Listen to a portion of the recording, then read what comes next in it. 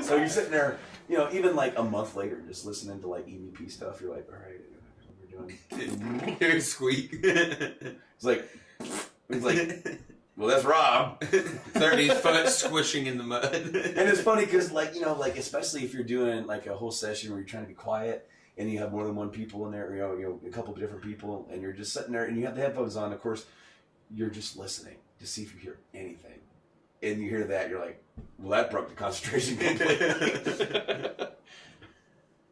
All right, get your shares on. Oh, yeah. Oh, is it up? Yep. Honestly, the backstory was just too good to not pop in live randomly. Absolutely. Absolutely. There it is. Here's Sweet. There we are, fart talking. Welcome to Fart Talk. You came here for Game of Thrones. We're Little just did going to you talk know. about farts. Little did you know. Episode 2. Spoilers! Spoilers! Alright.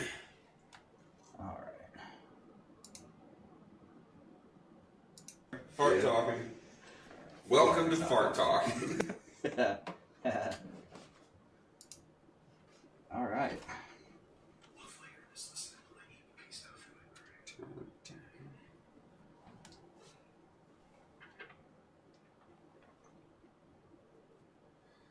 I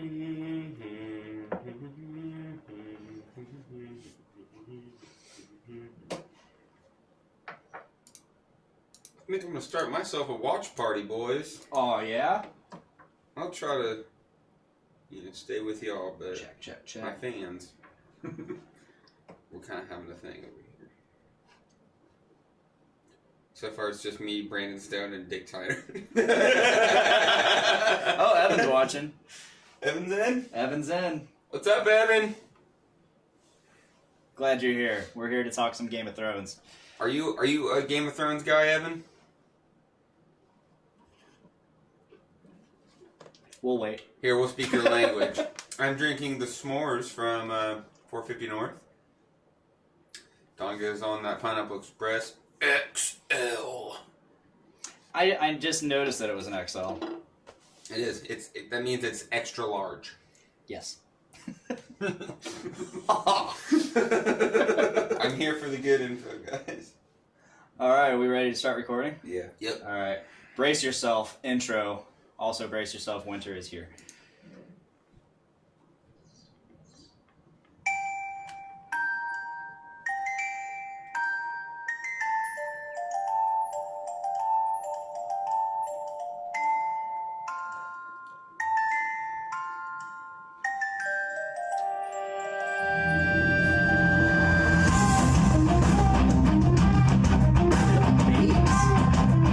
It's so thick. 2 C's. 2 C's.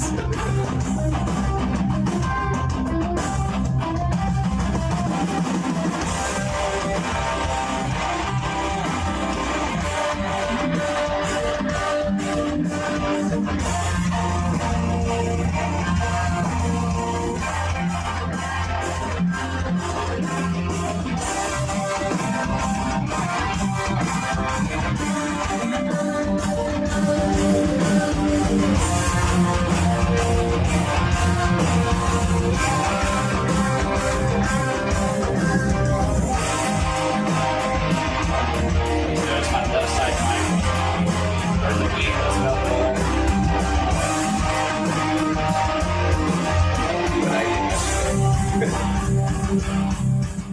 And what is up, ladies and gentlemen? This is Game of King Chair, Episode 2, where we talk about Game of Thrones, Season 8, The grand finale. the grand finale, The Great War.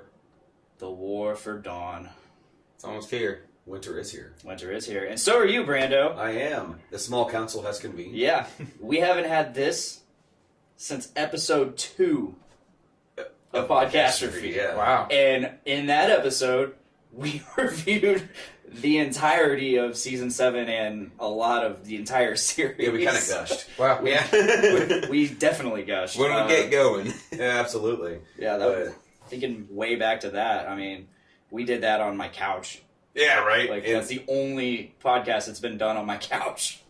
Well, and it is kind of funny because I said small council, and I'm trying to think, I'm trying to remember back in the cockles of my brain, what are like the seats in the small council? It's like the master of laws, the master of secrets, The ships. master of ships, Coin. So I think Blaine should be master of coin because it's kind of funny. He's Like, terrible with money. Absolutely. He's directing the ship. Oh man, it's good to be here though, guys. It's really good to be back. I wanted to be here last week even, but I was still recovering pretty bad from a pretty bad cold. I don't know if you can still hear it in my voice. It's being expelled from my body still, but I'm good enough to be here. We're glad you're here.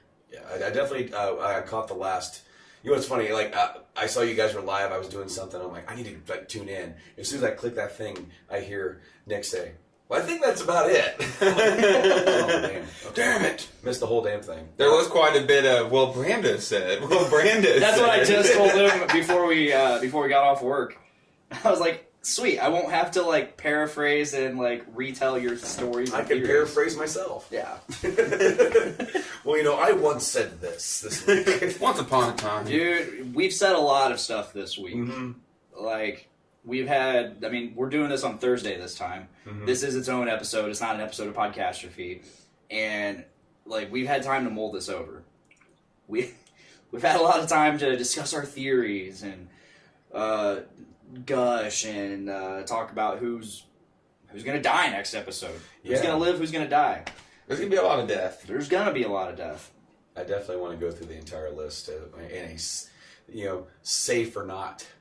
I just got done listening to that on the Kind of Funny review. Did they do that? They did a whole... Damn. They went as far as Lady Calstark.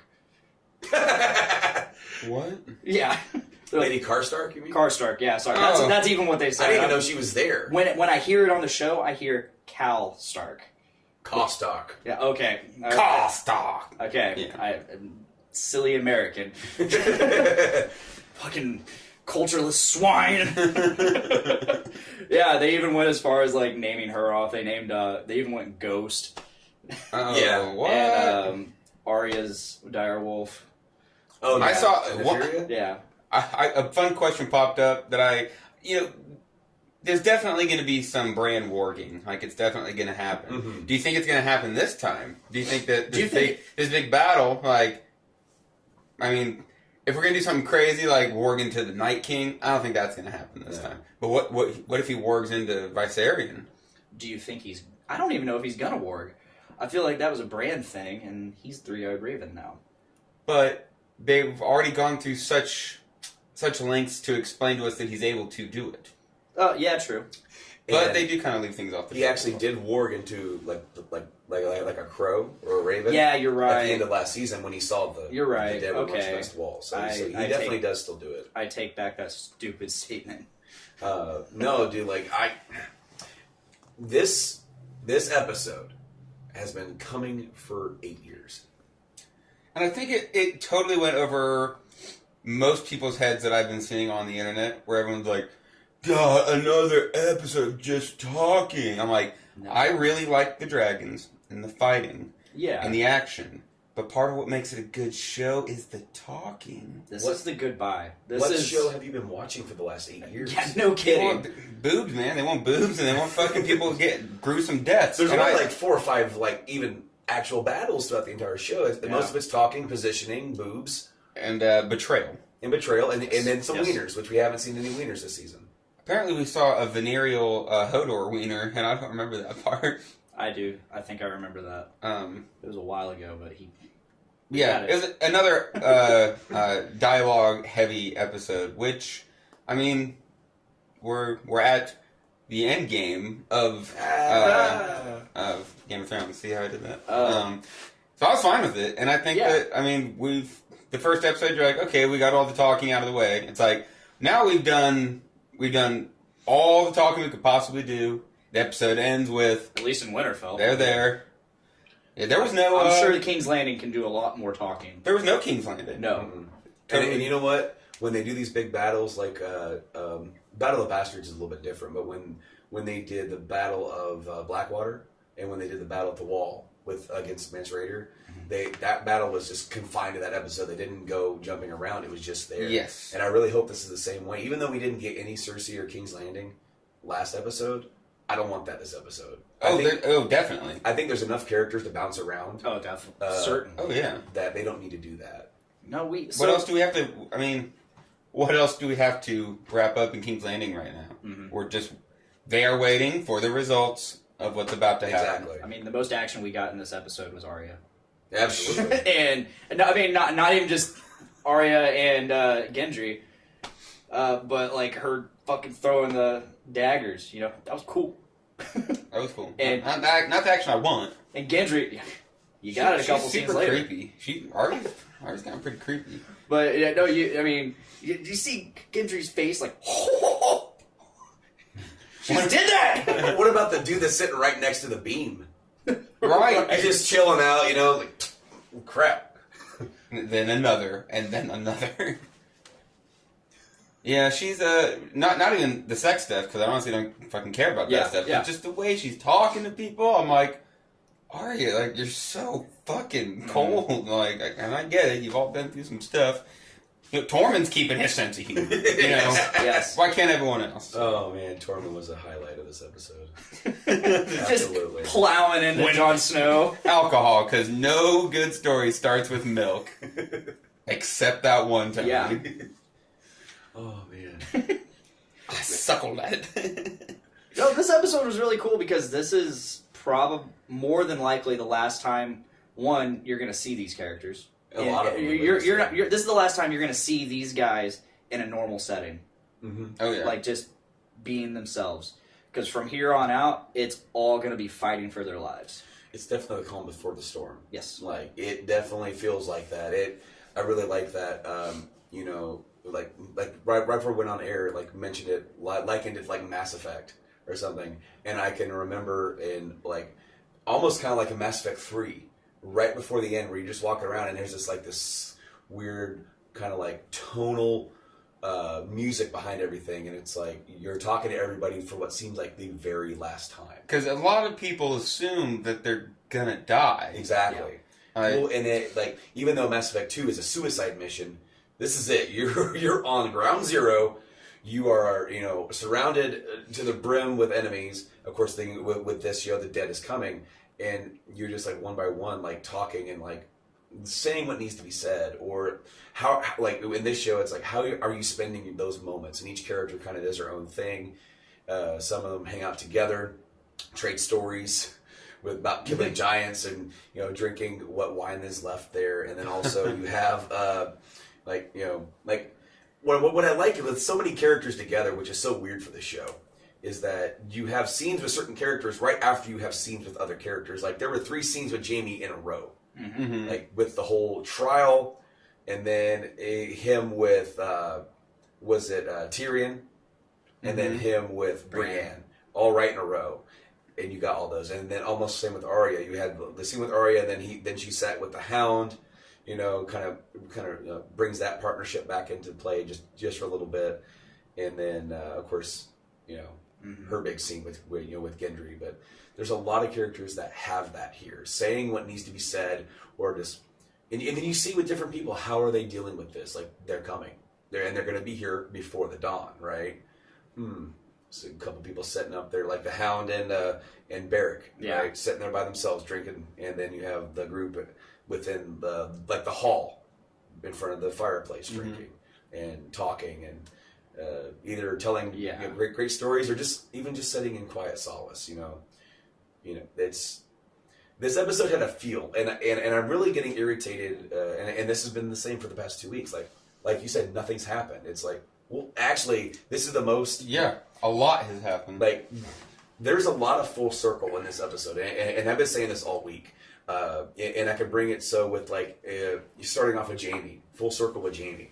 He rode back into Winterfell, not the same man that he rode in episode 1. One of my favorite things that was pointed out to me was, so that first episode mirrored, the first episode of the season mirrored the first episode of the show in many, many different ways. The way that Jaime rolls in and pulls off his hat is exactly the same. except this time his hair isn't blonde. His hair is real dark. So, and he's the one, he told Cersei, he's like, I'm not, like, it doesn't matter if the Lannisters are sitting over, ashes. Like, this is a battle for the living, not a battle for the Lannisters. And I love small shit like that just kind of sneaks through. Yeah. That he's not the same character that he was. And yes, he made the joke about fucking his sister. Mm-hmm. Like, times were simpler. And he goes, when I was fucking my sister? Yeah. Yeah. I like that trial scene. Because now we have Daenerys center. Mm-hmm. That's actually a really good point of note, because before in the first episode it was a little bit different, because you kind of had Jon with Daenerys on one side and then Sansa on the other, and then now it's kind of like the tone has changed. She specifically refers to Jon as Warden of the North. Yes, which is not that's not a you're in control leadership. Not right now because the Queen's here. Yeah. That's which it should be in Sansa's eyes. It should be he's the king in the North. Sure. But and I think she definitely said that with some bite to it. And then so you got that. You got Brienne sticking up for Jaime, and then you got fucking Bran. The things we do for love. Damn, bro. Dude, the look on his face was like, not now. Oh no, we're here. It gets brought up. It's over. But then he doesn't. He doesn't bring it up at all. Yeah, everybody's just looking at Bran like, God damn, really again? you cryptic motherfucker. You're just gonna sit there and we say finally shit. get you out of the courtyard and you're still doing this shit. Bran never warms up. He's always cold.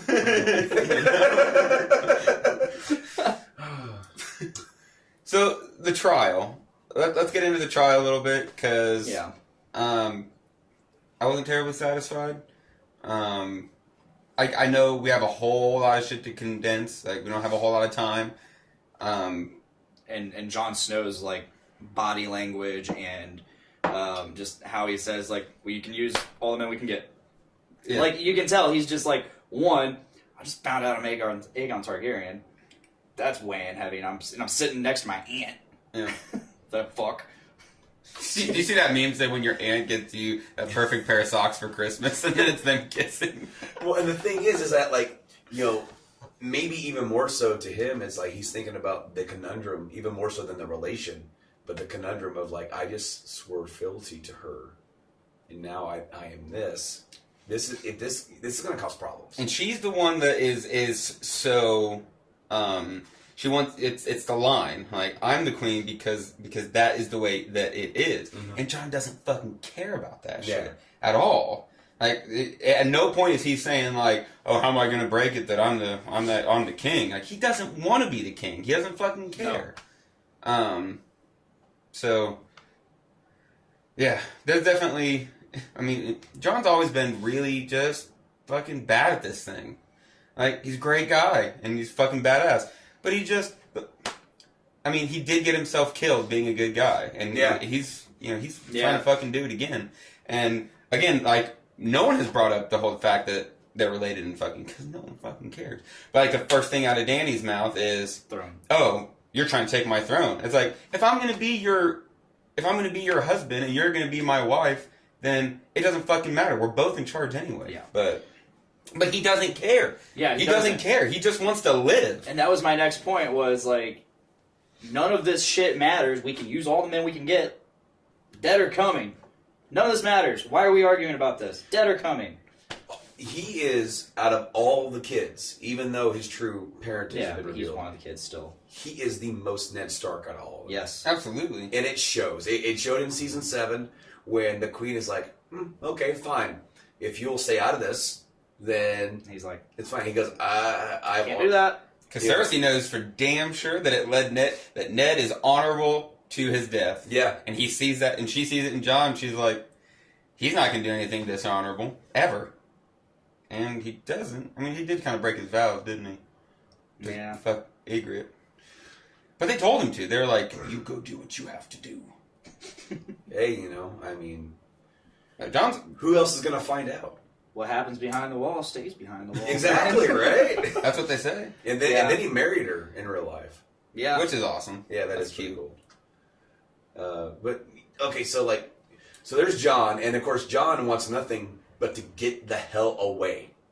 What they did in the first episode, where you're there for the entire episode, 50 minutes, 54 minutes, whatever, and you're like, when are they going to tell him? Mm-hmm. When are they going to tell him? And it's right at the very end. And then and now it's like, okay, what's going to happen now? When are they going to address this? And they don't until the very end. They're doing a really good job of stringing it along. Yes, and then they can get away with it because there's so many other characters and plot points to even touch upon and let you forget about it while you're enjoying those moments. Like these cliffhangers that they're giving us with this Jon Targaryen shit. Yeah. They're not even making me mad. No. Because there's just like you said, there's just so much going on. And he could do, and you know what's funny, because we talked about how honorable he is and how truthful he is to the people that he cares about, right? And even to true to his word, there they are in that moment, and he knows that if he keeps his mouth shut, she is going to fight alongside him. They are good to go. There's no tension, right? But instead, they're there together. Of course, she seeks him out, right? Yeah. And he can't help himself. No. He just has to tell the truth. Her. He's been avoiding her. Oh, because there's that moment where he kind of brushes past her, and you see. And they point on her face and go. He skips town. She is like, the fuck. Yeah, what he the fuck's skips wrong town with you? twice on her. Yeah. But she just went through. They just went through the whole spiel with Sansa about how much Dany loves Jon and everything. And they make the point to say that she said the only thing I've wanted my whole life is to get that throne, and nothing else mattered until I met Jon. Okay, that's what you said. He manipulated me. So you said that the only thing that matters to you is getting that throne because it's what you fucking deserve. Then Jon came along, and guess what? But He took your heart and your throne. And every single time that her throne is sort of challenged, she gets very defensive and her demeanor changes.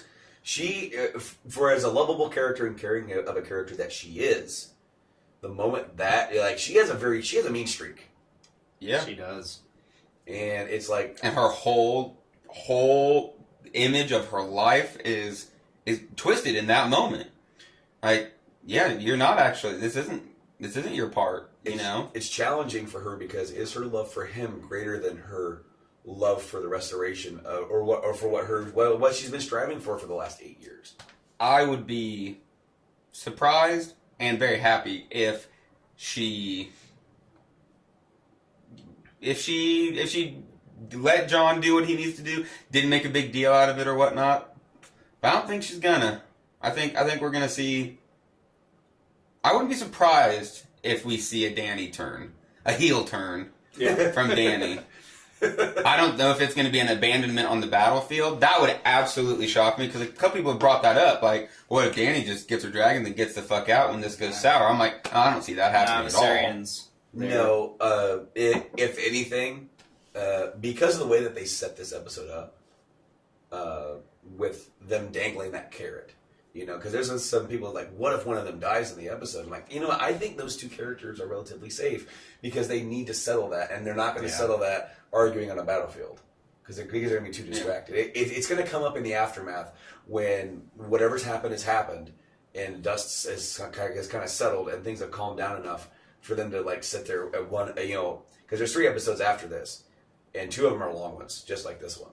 They're all 80 minutes now. Are they? We've already got the 2 shorts, and the next 3 are between 80 and 90 minutes. And so we have time for them to have that kind of conversation. So what does this mean? And I think that would happen more so than I don't think because they meant so much to express how much Dany feels for Jon. And of course, in the first episode, Sansa right out, did you do it for the North or did you do it because you love her? And I'm so fucking sick of people questioning Jon Snow. He has never, ever done anything to make anyone not trust him. Am I wrong? No. Yeah, you're right. Everyone is so untrusting of Jon, and especially from fucking Sansa. I would look at her and be like, what the fuck are you talking about, bitch? Jesus Christ! Do you know what I've been through to protect these people? Took it back to the heart. But Yeah.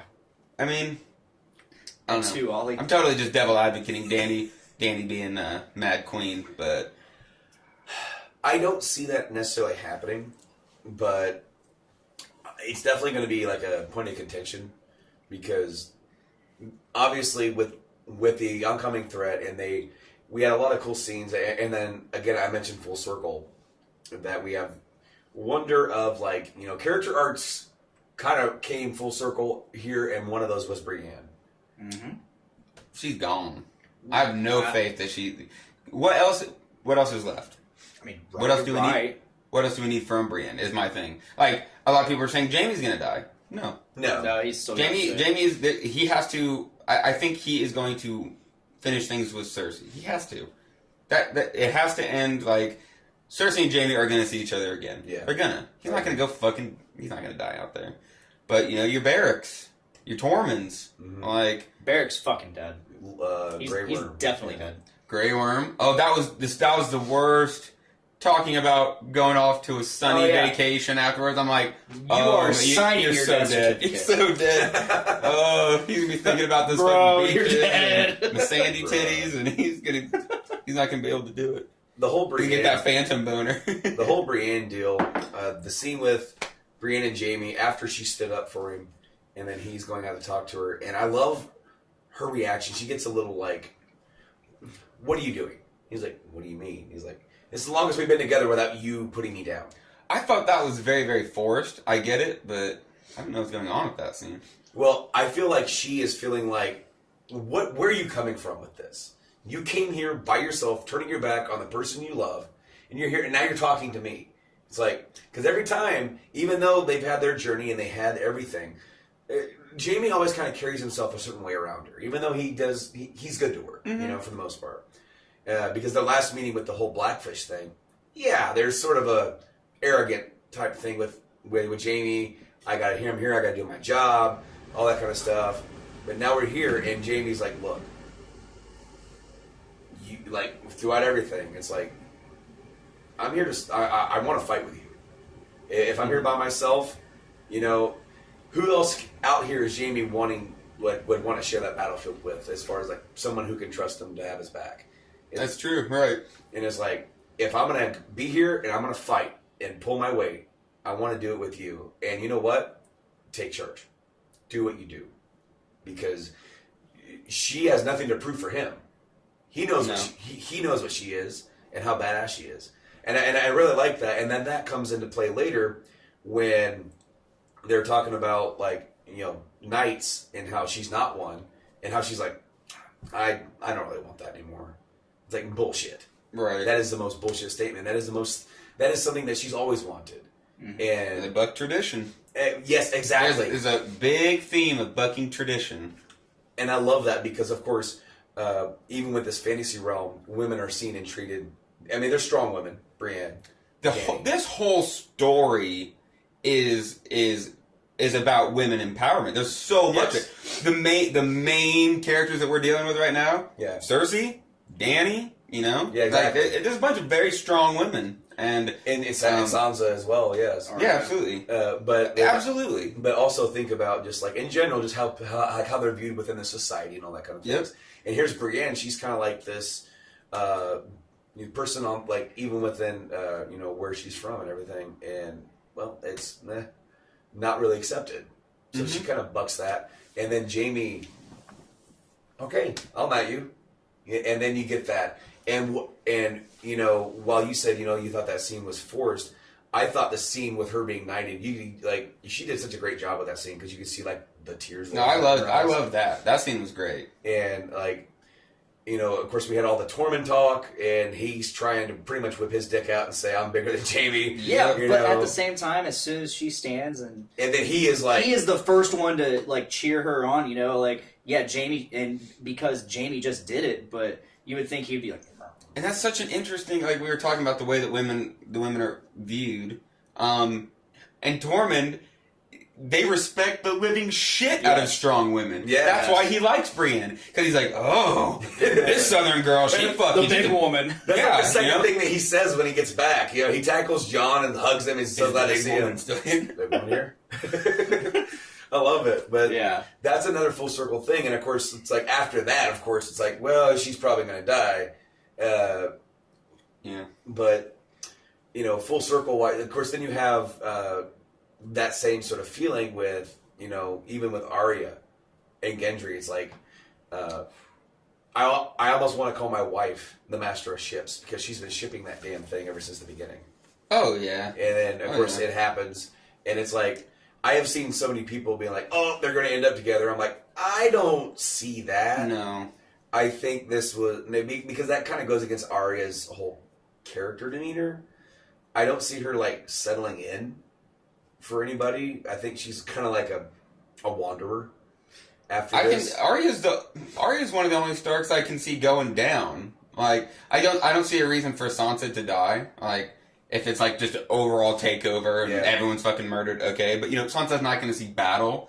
Like Arya's going to go fucking fight, and I'm real scared. I'm real scared for her. But I want her. Like they're really building up Clegane Bowl. Yeah. But I think I would be more satisfied with Arya's getting her final kill against the Mountain, because that would be fucking.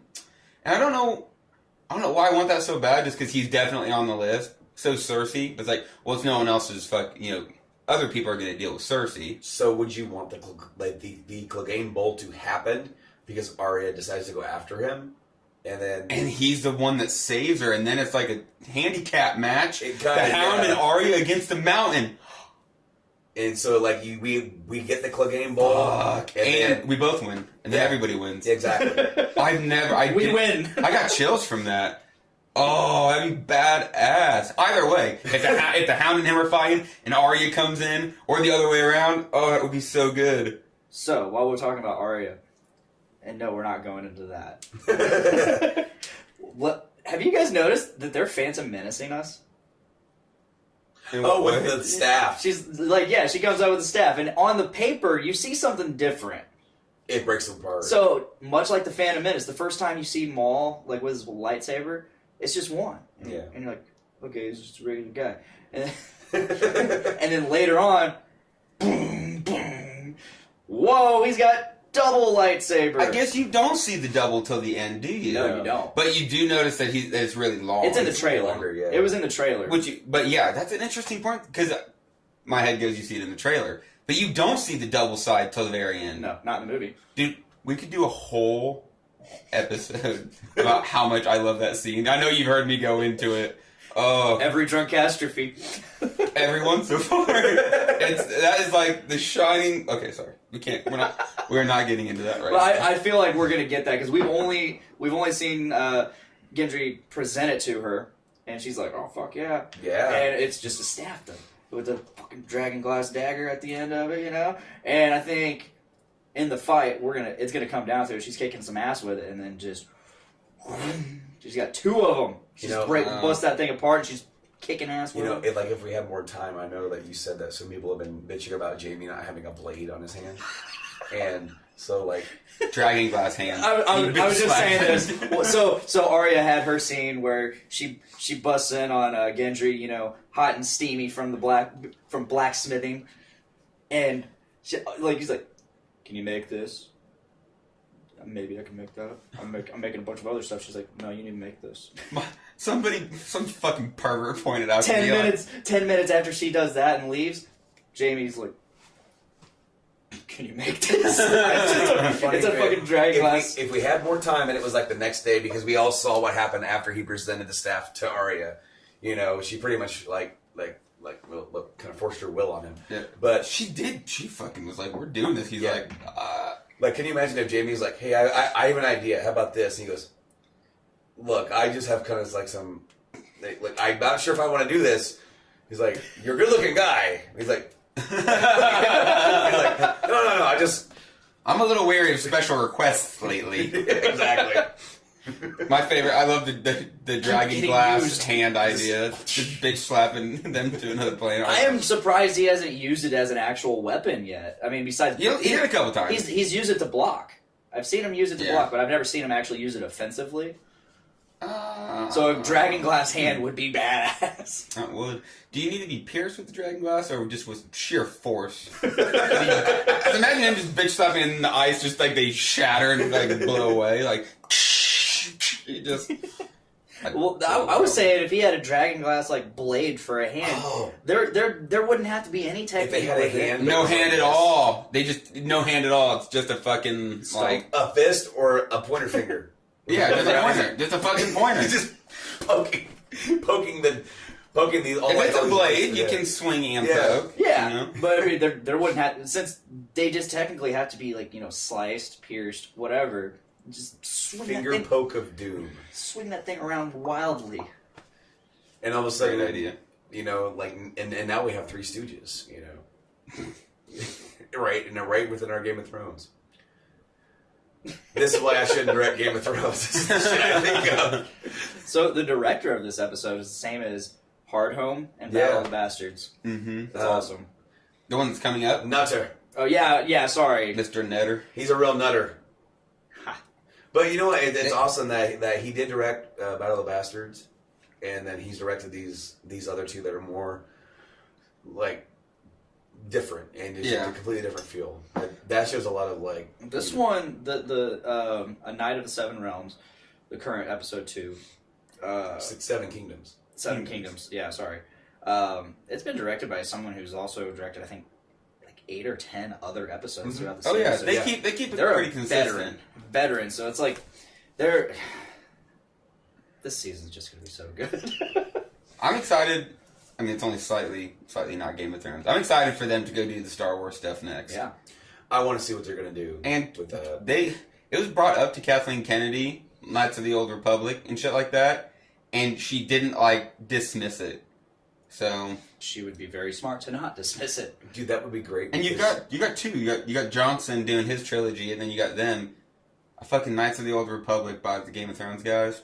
It would be perfect because it wouldn't go in line with anything else. It wouldn't cross any sabers.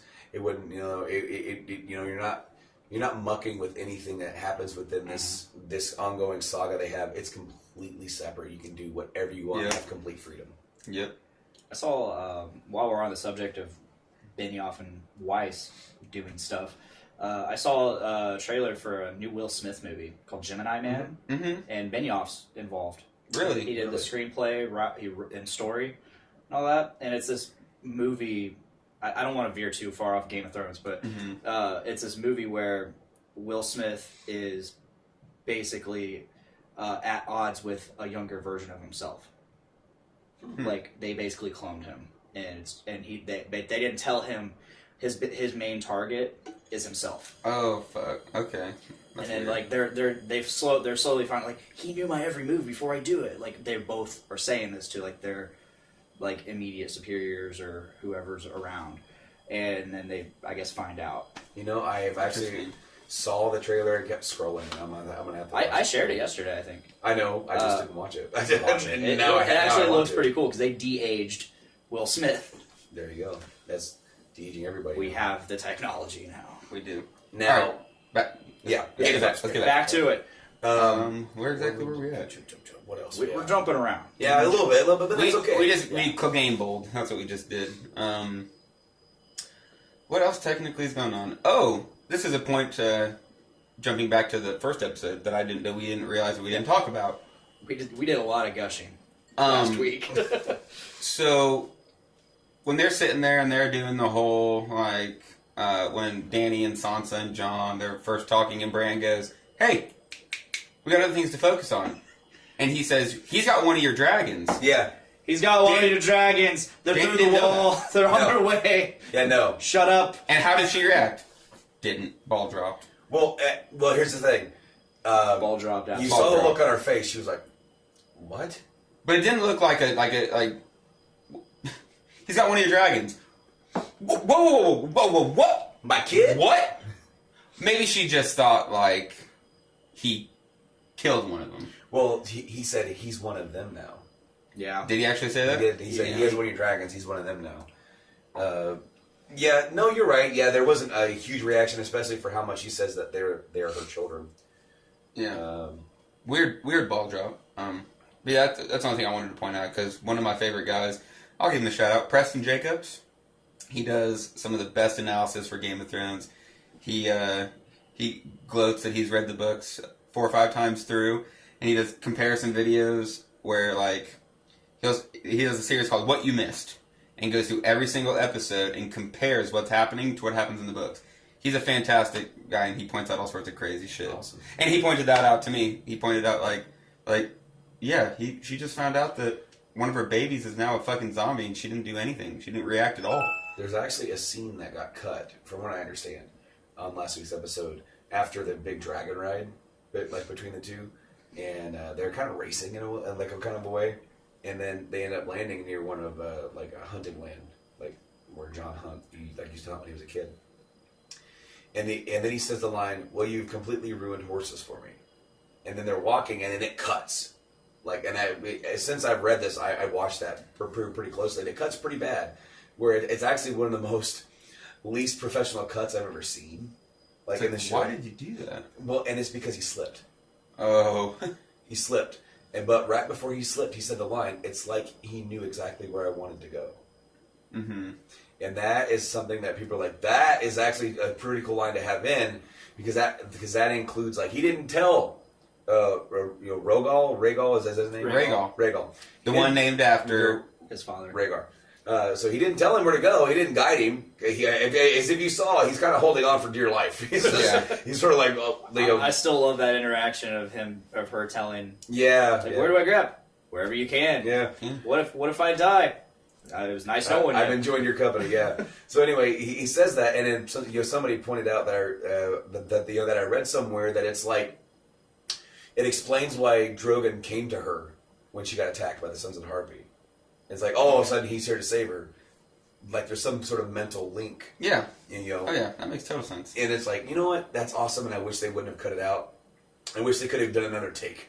where he could have said it, because right as soon as it, like, you can kind of see, he said, you've completely ruined horses for me, and like he's walking up and it cuts, and they're both sort of like have like a little smile on their face, like they're laughing that maybe he just slipped or something. How the fuck do you mess something like that up? And it's like, but then going into this, it's like, of course, then in that scene, this is before he's told, right? Before he's told anything. Mm-hmm. And then the dragons are looking right at him. Like, mm-hmm. Yeah, we know, motherfucker. We know. We can smell it. Yeah, it's not a you're fucking our mom thing. It's a you're one of us. Exactly. Kind of thing. And not just a Targaryen, but a dragon. Yeah. Within like the terms of the Targaryen. And going, so it's like, what's going to happen going into the next episode, where like, are they going to run off like to their dragons and go get them, or are they going to like start there? Is like, because it almost seems like they've been ready, they've been preparing them, they've been waiting all night, so they got to know what they want to do. It's not like they just showed up and they're completely unprepared. So I want to know. It's like in the preview, we see Jon on foot, looking like he has maybe a cut in his face or blood in his face from something, and he looks like he's getting ready to get down to business. What if he is absolutely threatened? Would one of the dragons come to his aid? Yes, absolutely. And you said, her reaction, like you're coming after my throne. What does this mean? Is she going to run away? Do you think she would see that? And that would mean a lot more than just him telling her who he is. And of course, it's like, I can almost see why him saying that would come off to her as like, because she said, about your brother and your friend. Of course, how convenient. Yeah. Are you just trying to take this now? Are you just trying to like say you're this, and then that ultimately, like, the actions of the dragons? I mean, the signs have already been there. I mean, well, sure. The dragon allowed him to touch it in the first place, and get on and ride. And I think that's kind of one of the things that made her fall in love with him. Mm. Well, want to hear a real fun theory? Yeah. That wait a minute. You might have been the one to tell me. It might be one of your fucking theories. Here we go. About Jon getting iced by Viserion or something, mm-hmm. and he doesn't burn. Yeah. And Dany sees that and goes, "That was my fucking trick. Like, I'm the unburnt. So if you're fucking unburnt too, because Jon is both ice and fire. Yeah. So he can get She's like- iced by the dragon. She's and like, be okay. I'm the mother of dragons. You can't be mother of dragons. And then, Oh, I'm not. and I'm then- the fucking daddy of dragons, and then- bitch. Davos is like, father. Yeah, you're right. Leave me be the father. Davos would be like, when did you level up, man? You just unlocked a whole new series. I love Davos so much, Yes. and I just want to gush on the one scene where he's like feeding the townspeople, feeding the more poor, and that girl comes up with a scar on her face that reminds me so much of Shireen. Mm-hmm. And there's that. Oh God, he's such a good actor, and you could just kind of see where he sees it, and nothing is said, not a word is said, But you know. but you know. And she's like, "I want to fight." He's like, "I can see that you do." He's Right. like, And indulges her. Yes. And then convinces her that there's a safe way for her to be a hero. "Oh, Davos is so amazing." And what I'm scared of is him actually dying because Yeah. he's an advisor and he's not really needed unless we lose some other advisors Yeah. like Basende, like where's Varys at? Varys is pretty fucking absent. He's in And the he- fucking crypt is where he's gonna be. And they're not doing it as much in the show, but I'll give you a little book. We're talking like, when you talk about like politics, and you talk about backroom meetings and shit, that is Varys. yeah. And there's a good chance that Varys is back on a ship back in fucking Essos because he's such a slimy fucking character. I don't think he is. He is a slimy character. But wait, no, I mean, I don't think he's on his. You know, I think he's there. But what I'm saying is like there's a good chance he's not even fucking there. You know, he's got plans. We've got the Golden Company coming. What about the Second Sons? There's multiple sellsword companies over in Essos. Yeah. And who's the other guy that Varys was dealing with over in Essos? The one that initially sold Dany and Oh, that Viserys. king or the whatever he was. The other fucking fat rich guy. I don't Yeah. know. What is his name? I don't know. That was season 1. I don't know. He plays a huge role in the books too, and he's Okay. still alive. What the fuck is his name? We're talking episode 1, guys. Yeah. Yeah, I know, man. It's way God damn. Yeah. Haven't seen him at all. You know what? You saw him in the first episode for like a minute. That would be so interesting because, all right, let's theorize now that they lose, right? Which Fair assumption. they're going to lose. That's my thought. I think they're going to lose. The only question is how many die, and I think a fair amount, and I think enough of them are going to survive, and they're going to fall back, right? So then, like, what if he is gone and Dany didn't tell Jon That Varys is gone? that Varys is gone to go get him? Get more troops. Yes. Then Jon would be like, why the fuck do you bitches keep going and getting other armies and not telling me? Because that's what happened at the Battle of the Bastards. Is he's under a fucking literal pile of corpses, and all of a sudden, fucking from the west, you got a whole army swinging in. Like, if you had fucking told me that 5 hours ago, maybe we wouldn't be in this Oh my position. gosh, yes. That's when I rewatched because we started from like season 6, and of course we rewatched that. And I'm like, she had so many opportunities to tell him, like, and I kind of understand why like she wanted to hide her dealings from like with Littlefinger because he wouldn't trust it. Yeah. But it's like, I have connections to the Vale. If we just wait another day, they like not even. They'll be here. And instead, he's like, I must ride out by myself to save my brother who can't zigzag. That kind of gratuitous fucking violence. Like, why did he have to die? Why did he have to die? It's just like how fucking 1-1 died.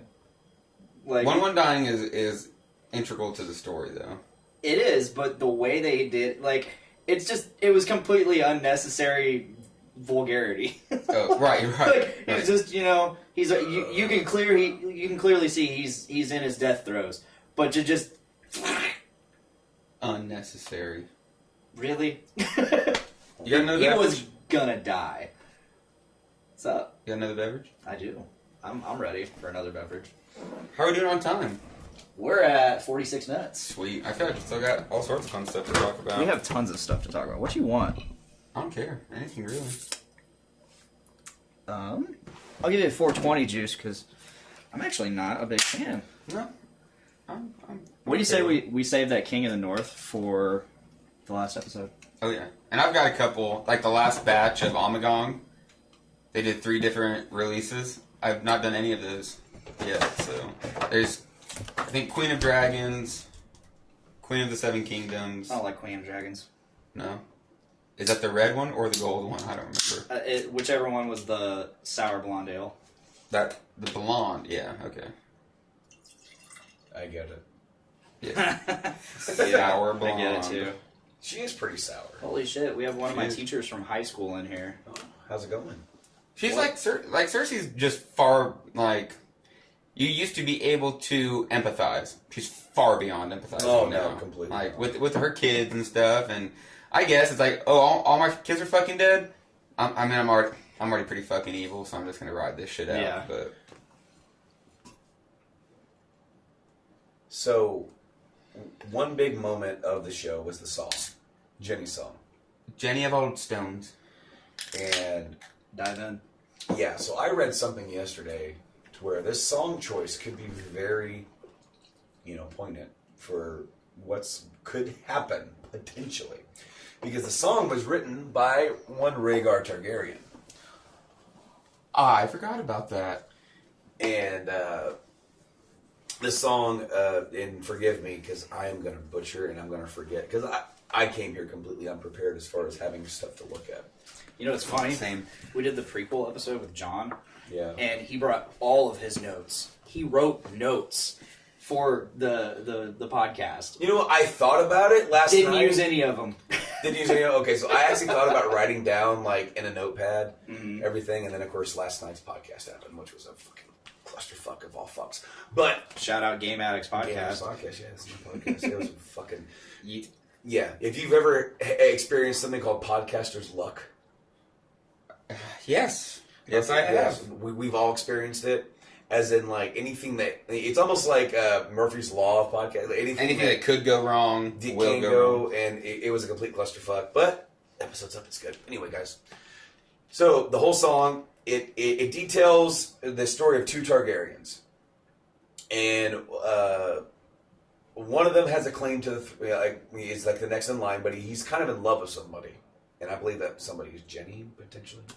I may be misremembering. I don't know any of it, so So dive in. It's a popular song in the books. But then Jenny's not really like someone that would be worthy of marrying if you're going to be king, because quite typically kings are in that position.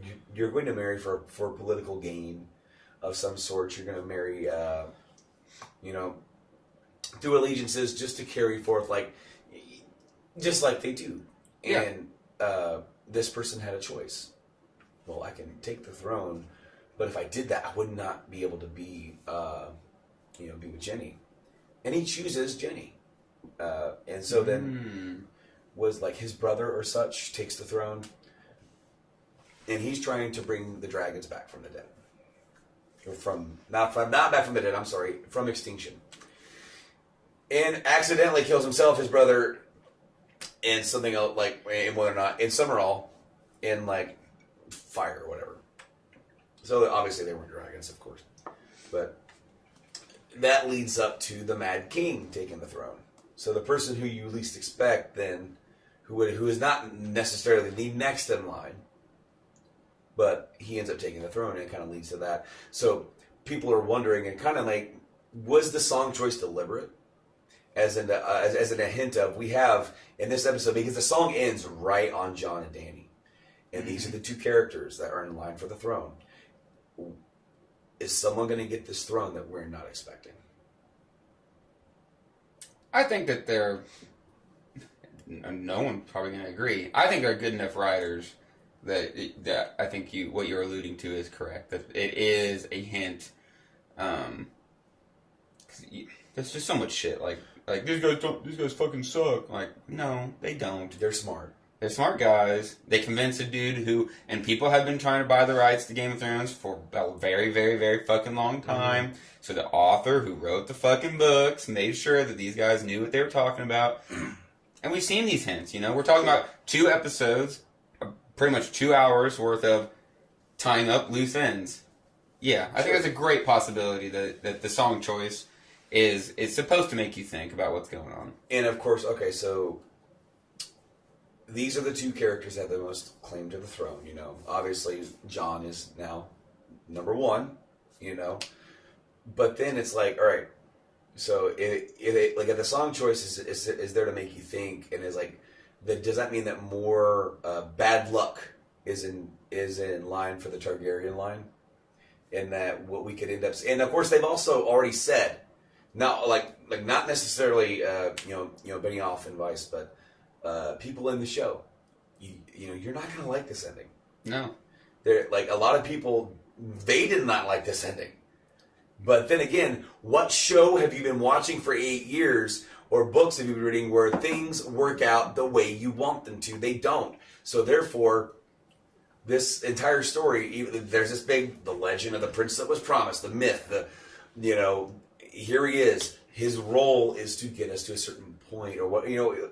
Yep. It doesn't mean that he's going to take the throne. I don't have good thoughts for Jon. Jon is my favorite character. Absolutely. Jon's my favorite character. I don't have high hopes for him. Poor fucking guy. That is his story. His story is just, another of Ned Stark. You know, like, he's probably going to keep doing the right thing, and he's probably going to get fucking killed for it. You know, I don't know how it's going to end. And that's what's going to be so awesome, because it's going to be so hard to predict, and we're going to have a completely conversation next week after the battle. After everything is settled. No one's died yet, so I'll send this to you guys. We printed out one of those charts. Oh, like a little pool? Where you decide who lives and dies, and no one's died yet, so I'll send it to you guys, and we can see who comes out on top. Awesome. It's going to be fun. Look forward to that one. I mean, I think we're going to we can do a little over-under here real quick. I bet 7 main characters will die in this next episode. That's a pretty solid number. It is. And it's believable. In the list that we've got, I think there's 20 people that would be considered, like, you know, if they died, you'd be like, oh, fuck. Mm-hmm. There's at least 20, 25 of those kind of characters. I bet we'll get, fuck, when I word it like that, 7 sounds pretty conservative. Well, see, I was thinking 6, but, like, I'm trying to remember my own personal list, because I have a couple that could definitely die here, and other ones that I could see kind of going on. So, like, did you want to do, like, kind of like a character by character? Let me pull up a list of characters. Okay. Like a really quick, like, just a really quick, like, thumbs up, thumbs down, who do you see kind of coming out of this alive? Because there's some that I definitely do, and some that they're gone. They're fucking gone. Yeah. Because there's another character we haven't talked about, and that's what's going to lead into this. Theon Greyjoy. He's going to die. And I think if he says, I want to go protect Bran, if he dies protecting Bran, then that to me is about as good as a conclusion to his story arc as you could possibly get. Again, exactly what I started my points with, full circle. His whole character, he was a part of this family. And I love that they brought that up so much in season 7. And John's fucking lying to him like, you are a Greyjoy, but you're also a Stark. I know. You can be both. I love that. John is so smart. Conclusion to his story arc as you could possibly He's like the only person who fucking gets it. Like, stop. You don't have to have loyalty to... Mm-hmm. You don't have to be that crazy. Like well, because that's what got Theon to turn. Because he was so hell-bent on proving himself to his daddy, who never cared. No. His dad fucking hated him no matter what, and...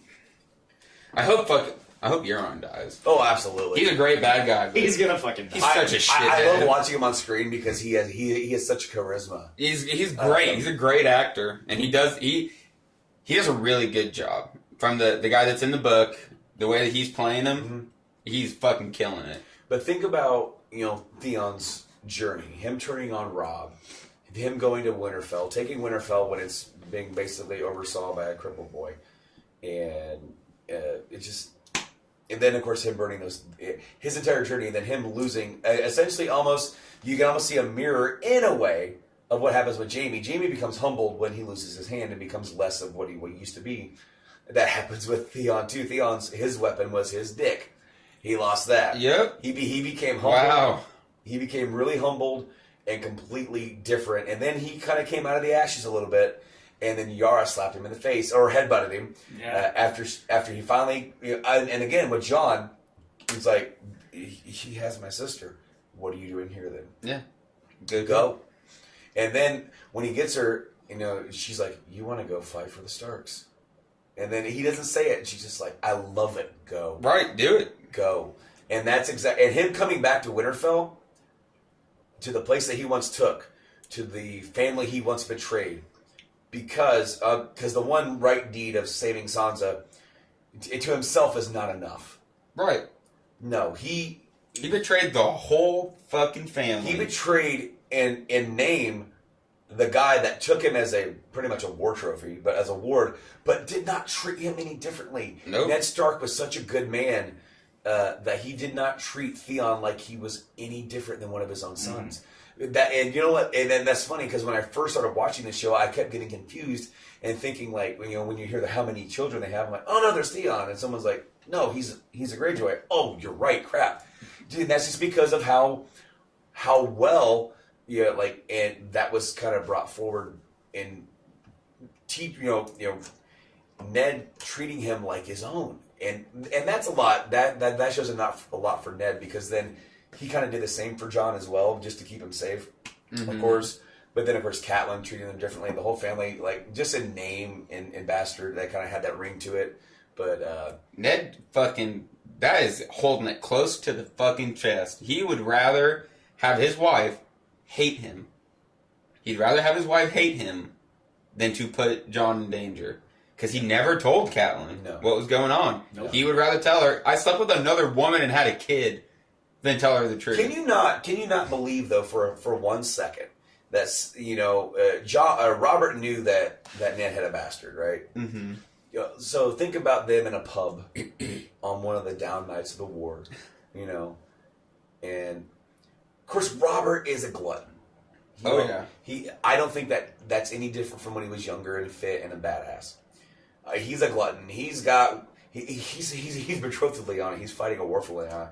He's got women hanging all over him. He's drinking. He's having a good time. He's letting loose because he's in a fucking war. Doesn't know if he's going to die tomorrow, right? Yeah.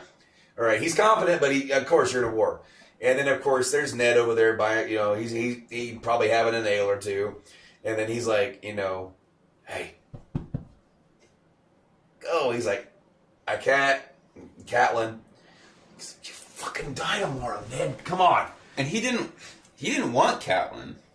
I don't know if that's portrayed. I don't know if that's portrayed in the show. It was, but in the books, it was honor bound marriage. Yeah, because Catelyn was supposed to marry Brandon, who was then, and that's the start of the war. Yeah, he was killed. He was killed hard. Well, it was Lyanna's kidnapping, right, or taking, and then the death, or was it the other way around? I'm trying to remember exactly how it happened. Just think though, if Lyanna would have actually gone through with the marriage with Robert, they're betrothed, she would have just been another Cersei. Maybe not as evil and maniacal and all that, but she would have just been miserable, and Robert would have still been Robert. Maybe, because I don't know. I don't know how many details there are about how much whoremongering he did before.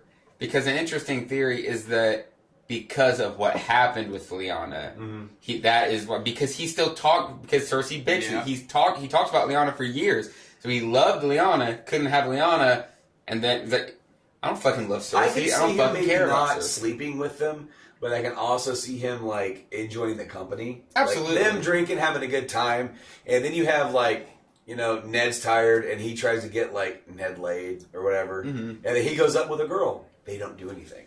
I just don't think the argument that Lyanna would have faced the same fate as Cersei. I don't think so, because I think Robert legitimately cared for Lyanna. Yeah, he loved her. That wasn't a typical so much. You have to marry this person for this reason. She didn't necessarily love Robert, and within the same. She obviously loved Rhaegar because she ran off with him, but so much that on Robert's wedding night he whispered Lyanna's name into Cersei's ear. I guess I never yeah. really look at it from that point of view. As his whoremongering was essentially his coping mechanism. He couldn't find happiness. He couldn't find that. And I thought of it like that. And what I was saying about them, I can imagine, on that night, Ned went up with a girl, didn't do anything. Ned's an honorable guy, right? Mhm. Pretty much left, and she went with him, and Robert's like, ha ha ha ha ha, right? And then it's like the next day they're riding off. He's like, how'd you sleep? Fine. He's like, Just fine. and then of course when it's all said and done, imagine if Ned and Robert, because what bastard, what woman would Ned have slept with, right? That one. Ashara Dane, And who's then not in the show. Right. But then he's like, can't imagine you'd have a bastard. Who's he goes, who's the mother? It's like, remember that whore in what town? He goes, I knew it. I knew I could break the honorable and Ned Stark. they bring it up in their little dinner or lunch on the road back to King's Landing.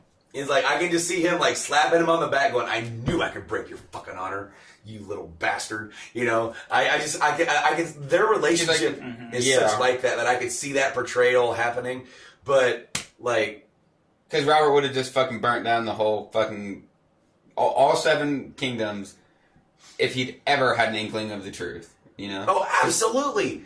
What happened? She didn't actually love you. She didn't. She wasn't married kidnapped. Rhaegar, she had a kid, and he's the heir to the throne. Yep. That would have drove him. He would have become the Mad King 2.0. He would have been nuts. But we were going to go through the list and go through a quick thumbs up, thumbs down. Who's gonna live? I might be who's gonna skipping die. some of these people. Sure, absolutely. They're. As I said, this could be They've got what pretty- is called plot armor. No, I'm not even talking about that. I'm talking about I saw Robin Aaron. Oh, We're talking about people that are pretty much exclusive to the next episode. at Winterfell. Yeah. And this can be pretty rapid fire. We don't have to go into full reason why they would die. Yeah. Unless it's a good story. Edison Tollett, Dead. He could die. Yeah. dead. Yeah, he dead. He is the Lord Commander of the Night's Watch. He's got to take John's place. Robin Aaron. Robin Aaron is super interesting in the books in the way that he's got the same kind of telepathic powers that Bran does. Lyanna Mormont. Lyanna Mormont. She could. Live. I'll vote live. It would be impactful If she died. It because would. they've been building her up to be such a badass just with her words and her attitude. She is such a strong. It would be a presence. powerful moment to see her laying on the ground dead. Yes. And for Jorah to see that. Yes. Sure. Yes. Gilly. She's there. I don't see any reason for her to die. No. No. Live. Podrick. Dead. Dead.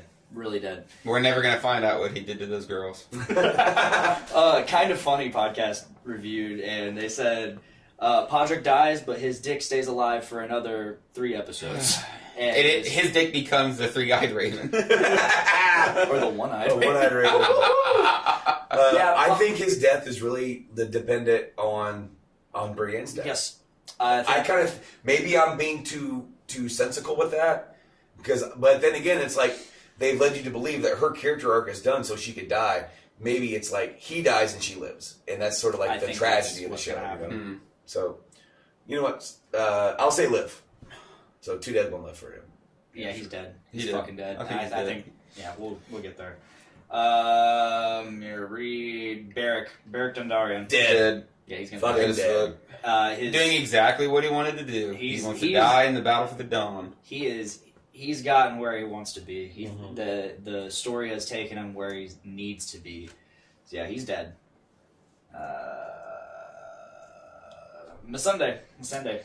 Sunday. Sure.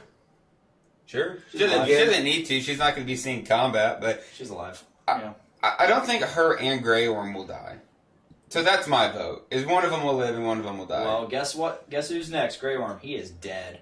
I think it'd be Grey Worm. I think so too. He's dead.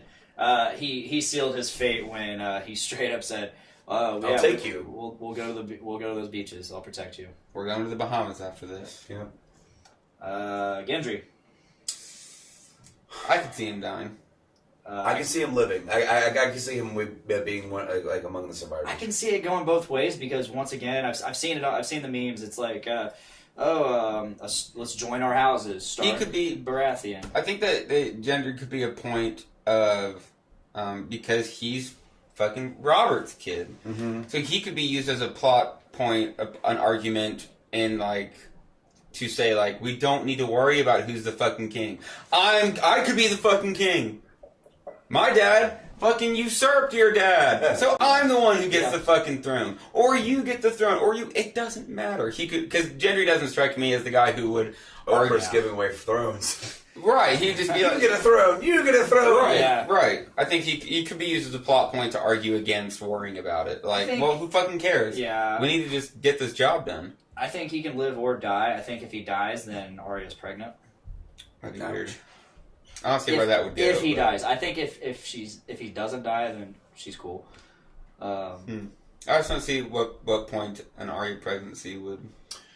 Just joining. It the would house. definitely change her, and this is always with Arya. Like, there's always something that happens that kind of changes her trajectory for where she's going.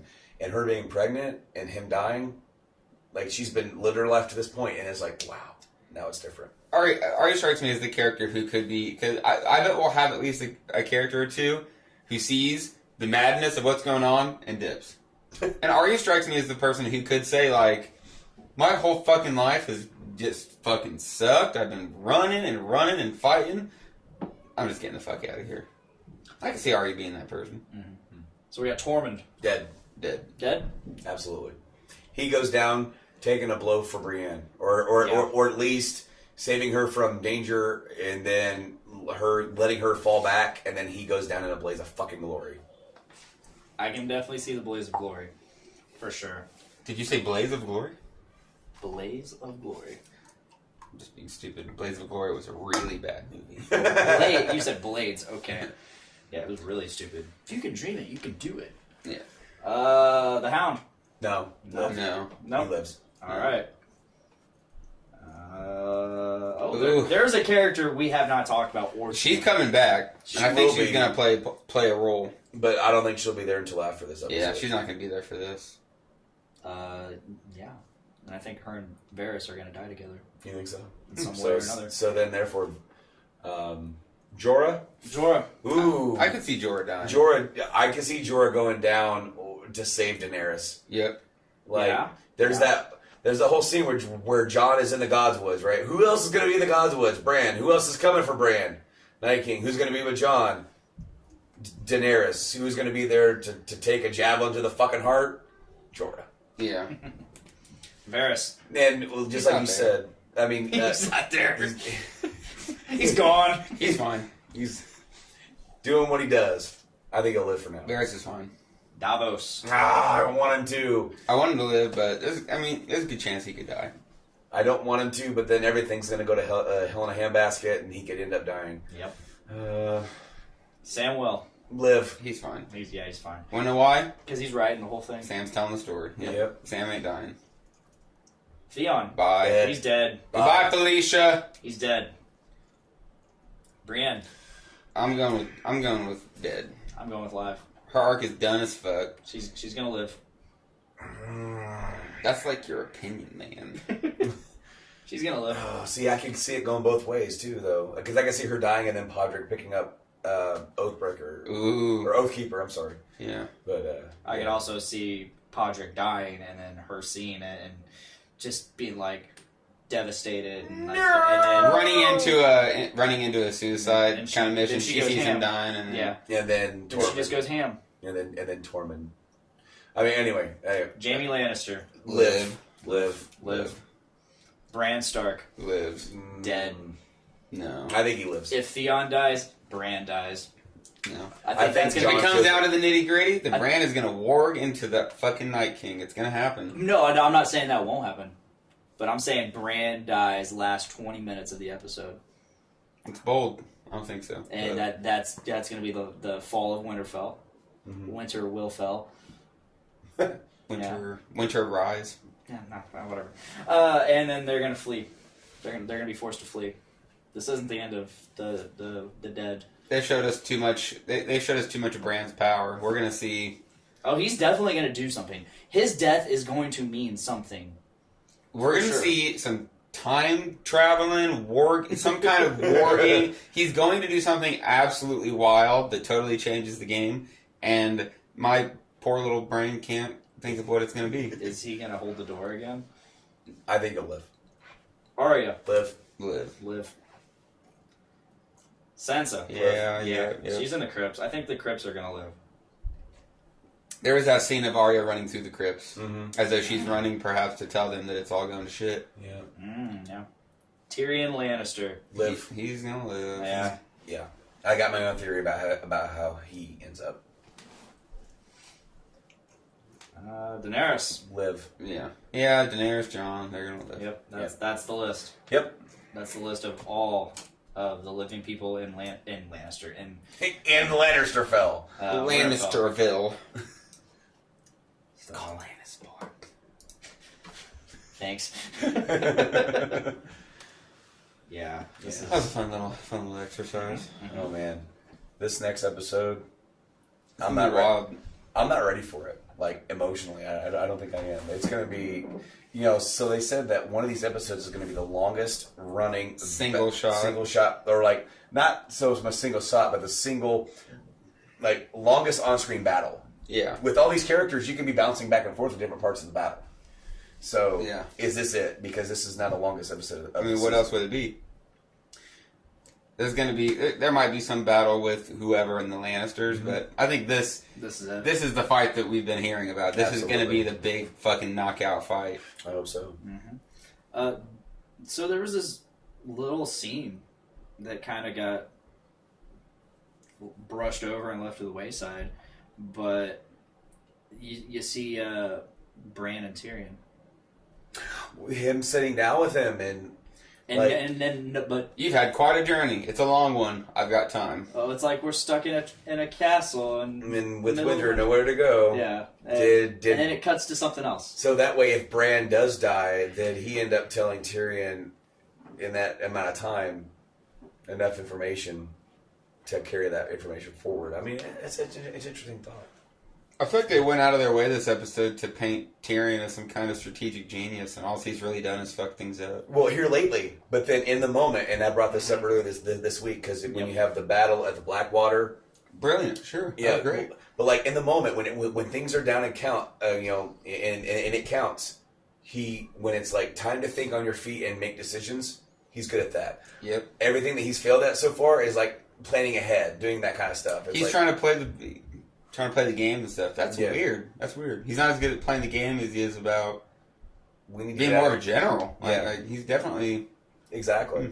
And so, can you imagine, like, you know, he's going to be in the crypts. Is he going to be the reason why while things are going to shit, he gets up and he starts barking orders to get the fuck out of there? Mhm. You know, and he sort of like, you know, he could be the reason why the rest of them who live because he calls for a full retreat or whatever, Sure. starts yelling stuff, and then of course they'll be like, wow. Okay, finally he's back. The genius is back. Yeah. Just in time to celebrate that. Like, you really are useful. Because they rode that home this episode. Yeah, they did. Like, They did. Trust Tyrion, he's so intelligent. Like, oh, he's kind of like he's a murderer and a whoremonger, and he's done a lot of really terrible things. I guess he's done a couple good things.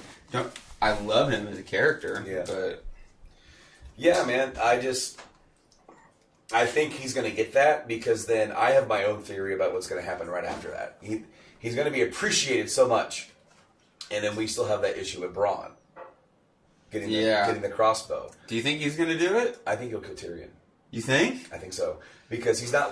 While he is friendly with them, Braun is loyal to Coin. He always has been. So therefore, like he can be like, it's nothing personal. I'm sorry. And then what would that do to Jaime? Would that be the catalyst for Jaime to be like? Can you imagine him stepping up to Braun, or like him finding out, and Braun's like, "You're shit with a sword now." Yeah. You know, and then of course he ends up killing Braun. Still murks him. And, you know, with Jaime being furious. And then, would that be the turning point for Jaime to go face-to-face with Cersei again? Yes. Ooh. That would be the one thing. Because they've already talked After about all this, there's Killing got to be Tyrion. the one thing that convinces Yeah. Jaime, like, you are irredeemable now. it. Yeah. Ooh, that's a fun theory. I don't know. That's just something I thought of the other day. And I'm like, because they were talking like, no, Braun's not going to do it. Braun won't do it. I'm like, yes, he will. I think he will. I think he is one of those guys. I'm going to do what he just did. I'm following you right after. I don't think Braun's gonna do it. He brought up a really interesting point, though. He might actually do it to someone like Tyrion. Jaime notices, and that is the straw that breaks the camel's back. And that makes sense, yes, but at the same time, I just don't think he's going to do it. He has the only thing Braun has ever had loyalty to is money, Jaime, and Tyrion. Exactly. So he's going to decide women. what's it going to be. What's it going to be? I think If he makes it to, I don't think we're going to see Braun this episode. no, oh no, we don't need to. But That would just distract us. That would be a giant distraction, and I don't think so. Nah. Braun's for episode 4. 4. Yeah, I think 4 or 5. I always got to remember that whatever's going to happen is something that we're not going to expect, probably. Because I personally don't think, I don't think Braun would do it.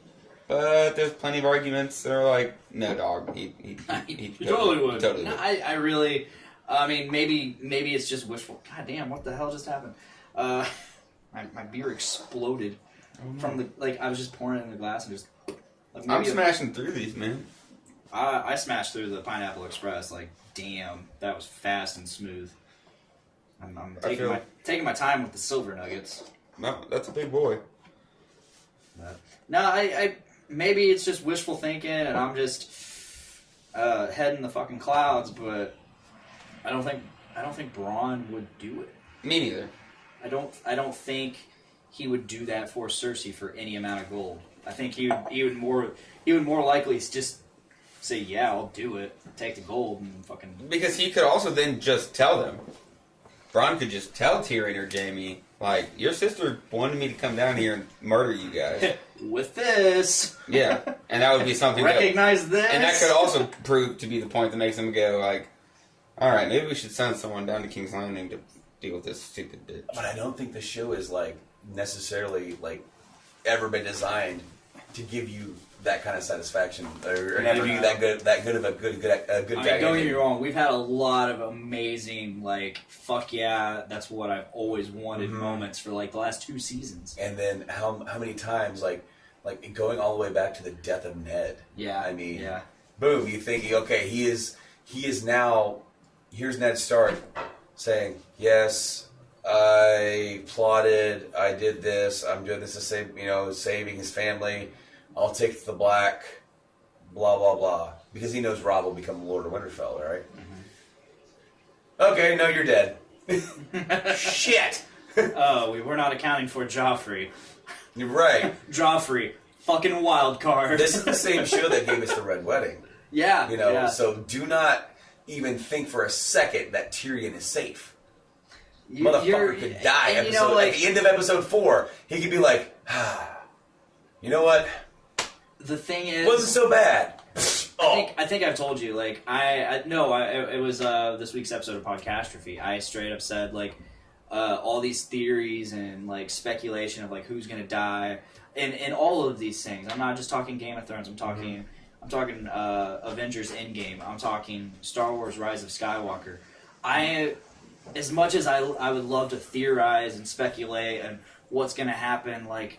At the same time, I don't believe I'm going to be mad at any outcome or anything that actually happens. Like, Game of Thrones is notorious for killing off your happiness. Absolutely. Game of Thrones loves killing your joy. And they have not. They don't disappoint when it comes to killing your joy. They haven't done that for a while either. No, they haven't. So, like, I think no matter what happens, like, no matter what, like, okay, yeah, I can sit and say all day, Braun's not going to kill Jaime or Tyrion, but if he ends up doing it, I'm not going to be terribly surprised. I'm not going to be surprised or pissed. I don't think I'm going to be pissed at any of this. If like you said that this is going to be a bittersweet ending. I don't think I'm going to be pissed about it regardless because as long as it evokes some sort of emotion, like, yes, fuck, I'm pissed. As long as it evokes some sort of emotion, I am satisfied with this show. Just like with Breaking Bad, with Sons of Anarchy. Breaking Bad was such a beautiful example of how TV should be, though. Yes. Didn't overstay its welcome for one fucking second. No. And I think that there are definitely parts in the whole fucking, where are we at, season 8? Mm-hmm. There's definitely parts that could have been, flossed up a bit. None of that was Breaking Bad. Every single second of every single episode mattered. There's a little bit of mattered. fluff. Yeah, I'm glad you put it like that. Yeah. Not to get into a Breaking Bad discussion, we could make a podcast about that, or a short podcast about that one. That'd be fun. But there were definitely parts in Game of Thrones where you're like, this is not necessary. Yeah. We don't really need this. We could have filled this space with more interesting plot points. Do you remember that episode that was?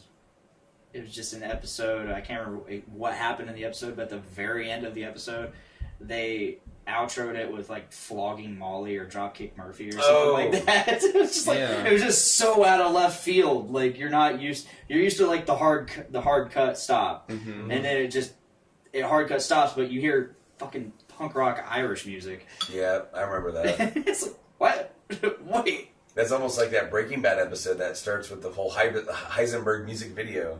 Yeah. Fucking knife party. Yeah. Bonfire. Yeah, I remember that. I remember that real hard. But I'm really glad the way you said every second of every moment of Breaking Bad mattered. There's no fluff. Not that you said it was amazing or like it was good. It was just because No, there were boring episodes, but every season 1 is rough to get through.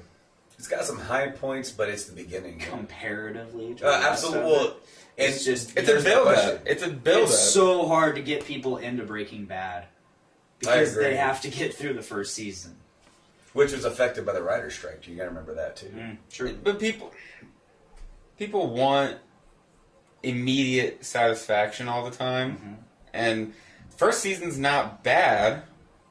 It's just build up. It's building up what's going on. Because when you get to season 2, and you know that whole greatness, the whole like artistic overarching stuff at the beginning, and the pool and the bear and everything, and then it all leads up to him watching Jane die. No one's interested in watching a show about a teacher that doesn't have enough insurance to pay for his fucking cancer treatment. That's just everybody's daily life. Yeah. You know, and I don't know, it gets just wild, and it doesn't. It's a roller coaster going up, and it goes up for seasons. It doesn't go up and down. It's just building and building and building, and it just. What I liked about Breaking Bad, though, is that like in that last season, it almost seems like it could have been 2 full seasons of that. But I liked the abruptness of it because that is such real life. How quickly shit goes downhill and goes completely out of control, and where else in any kind of show but that show for that to happen. It never ever disappointed. No, I am disappointed with episodes of Game of Thrones. I was never once ever disappointed with Breaking Bad. It was always just like, fuck. I was disappointed with The Fly. You didn't like The Fly? Okay, that was like super artistic. Like, I hated that on, episode. guys. I liked moments in the episode. See, I think that episode is so funny. To me, that's like old school comedy. We finally get a comment an hour and a half in. It's Jennifer Wheeler not talking about Game of Thrones, given we're not talking about it either. Right. But she says, anyone seen the show Sneaky Pete? No. You know what? That has Bryan Cranston in it. It's on Amazon. Really? Yeah. Okay. Yeah, that's like a new show with him. I have seen stuff on it, and I cannot tell you Get exactly a pass what on it's this, about. Jennifer. So yeah, it is kind of related. You get a pass. I've heard it's pretty decent, but I haven't actually looked into it. It's one of those things, just haven't had time or the care to. Maybe one of those days I'll actually look up a thing on YouTube. Is this worth watching? Right. You know? Okay. Gotcha. Because I got tons of things to watch. Right. Tons of things people are like, you gotta watch this. So, are we through Game of Thrones? You know what? Or do we have any final thoughts? Like, are we going to start rating the episodes? Like, should that be a thing for this series? Not yet. Maybe once we get more into it. We it's kinda only hard rate to- the last episode. It's kind of hard to rate these first 2 episodes because they're such character-driven episodes and in moments. Just like we said before, it's like the moment before the suicide mission. It's the calm before the storm, and we're gonna get like in the next episode. I have no doubt this episode is gonna start with "They're here," Yep. and it's like, Oh no! scrambling the troops. All of a sudden, it's like now they're over here. Now here's Brienne. Oh, now here's the Hound. Oh, now here's Arya. we're gonna get like a half an hour of posturing. I hope not. I know. not. Because But- that's how long it would fucking take with all the characters that are I there. know they do, but hopefully They're they can different do positions. Hopefully they can do some quick cuts because we've already seen from that one little catch that Montage of on the front lines we have Brienne, we have Jorah, you know, we probably have Grey Worm out there, you know, probably Tormund, and then of course the whole flow of the battle. I look forward to next week to talking about it and dissecting it because it's going to be a lot to digest. Oh yeah. I haven't rewatched an episode before, like, you know, talking about it. Because how we've been doing it, me and my wife, we've been rewatching the episode before the next episode airs. So it's quite fresh in your mind Right. and everything. But that episode I may have to watch again before we talk about it. I've just been watching it, obviously live, and then next day I'll watch it again. Mhm. And then I'll just keep talking. I've not rewatched this one yet, but I've listened to all my favorite people talk about it. Rewatch it. There's like maybe one or two things I missed because I'm usually pretty good about not missing little things, but there's like one or two things I missed, and You know, we actually didn't talk about the Jorah and Lyanna Mormont, other than, like, just grazing over we it. didn't talk about the Sansa Daenerys. Which Well, hold is, on. eh, Well, then, really quick here, because there. I liked how they had that, because the way that Lyanna talks to Jorah isn't so much of a, you're a disgrace to our house and everything like that. It's cool. It's really cool. Because he's telling her, no, you're not fighting. She goes, I pledged to fight, damn it, I'm fighting. Right. And then we get the scene with Sam giving Heartsbane Immediately after. to Jorah. And Jorah now has a Valyrian steel sword. Which is cool, but doesn't All the fucking people matter that at need all. Valyrian steel have Valyrian steel. Yeah. For the most part. handing out those legendary weapons, you know. Mm-hmm. Mm-hmm. Well, it was a cool moment because Jon tried to give Longclaw to him, Exactly. and then he's like, "No, I don't deserve it," and that was honestly in tribute to Mormont. Yeah, J.R. Mormont. Yeah. His dad. Yeah, his dad. Geor. I guess I never knew his first name. It's like It's always called Mormont. Jeor. Geor. Yeah, like, But then after the whole thing Sam with- also in tribute said, "Your father taught me all How to that I be a know, man." how to be a man, all that I know about being a man, and honor." Tarly, I forbid you to die. Oh. Yeah. The Lord Commander decrees it. Yeah. No, I thought that's awesome because, you know, with all these characters, you know, the characters coming from overseas, coming into Westeros, you have all these characters, you know, that's one thing this show, when it was first sold to me, way back when, was the pairings that they have, the on-screen chemistry that these characters have, and we still get that because then we had the whole thing with Sam and Jorah, and then that comes back into play, of course, in the last episode, where Jorah's like, bringing Daenerys, like, hey, this guy saved my life right here. She's like, I executed your father and brother. Yep. And Jorah's like, wow, way to drop the ball on the guy that just saved my life. What about first impressions? Do you have any fucking idea? Yeah. Daenerys? Oh, that's another thing, too. There's the little scene with But that was- Daenerys. Hold on, that was really cool that she just like, she could have just hid that. She could have just not said a word about it. She kind of Jon Snow'd that in that moment. She did. He's really rubbing off on her. Hey, And that's cool. That is cool that like she could have hid that, and she Yeah. could have been like, "Fuck." So Feel bad about Daenerys, that. in this episode, Daenerys is also really, tearing down Tyrion. Like, you're a piece of shit. Why did I even choose you? And then there's the whole scene with Jorah where he's like, look, there's so many times I wanted to throw him out the boat.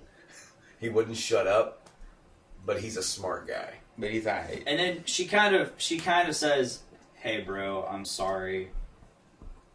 My bad. You're actually very needed." In the little like Deciding strategy where everyone gets to go. The strategy meeting. Yeah. The strategy meeting, and I wanted to bring that up just to point this out. Think about how many main characters are on the same scene, on screen at once. How often does that ever happen in this show to have that many pivotal characters? And we thought the follow? Westerosi Avengers was crazy. I know, this is even beyond that because they're all there together. You know, everybody. There's only a chosen few who aren't sitting in that meeting. But there's a lot of main characters that this story has followed. that are in that, and I really enjoyed that. That was almost like when that came up, I'm like, I'm the center point, like, oh man, it's everybody, awesome. Even if somebody doesn't really have something to say, they're there. It was something really cool. We've come so far, and so many characters that were once so spread out are now so near and dear to each other. And that leads to the different pacing for the first 2 episodes. Like, where like a lot of these scenes would take episodes to take place. Yeah. They're back to back. Like I said, 3 scenes in a kind of row. like last season. Yeah, well, 3 scenes in a row with Jamie, and then you have like all these different like Daenerys. It's like from the scene with Daenerys and Tyrion, it's Daenerys and Jorah, then Daenerys and Sansa, in which that was a good scene in itself with like those two having like one-on-one time, trying to like get on certain like. I can't believe he trusted her. You shouldn't have trusted her either. Yeah, fair. Yeah, Yeah. And You're then right. there's the line where it's like where Daenerys kind of mentions Drogo, in a way like.